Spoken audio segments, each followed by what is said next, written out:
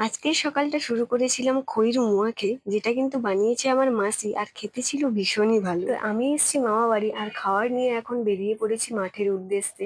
কারণ মাঠে লাগানো হচ্ছিল বাদাম গাছ। মাঠে এই মেশিনটা দেখে মনে হলো যে কিছু বছরও আগে সবাই নিজের হাতে করে একটা একটা বাদাম লাগাতো, যেটা কিন্তু অনেক টাইমের ব্যাপার ছিল। আর এখন মাঠের পর মাঠ কত কম সময়ের মধ্যেই লাগানো হয়ে যাচ্ছে। তো যাই হোক, চলো দেখি আমার দিদা এই সিজনে কি কি সবজি লাগিয়েছে। সিমটা তো তোমরা দেখলে, এখানে একটা ছোট্ট কুমড়ো ধরেছে, আর কিন্তু অনেক ওলকপিও হয়েছে।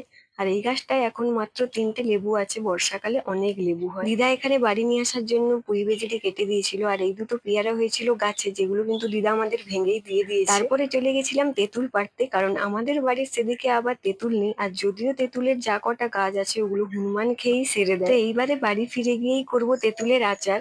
তো তোমাদের কাদের কাদের তেঁতুলের আচার খেতে ভালো লাগে কমেন্টে জানিও কিন্তু। দেখা হচ্ছে নেক্সট ভিডিওতে, বাই।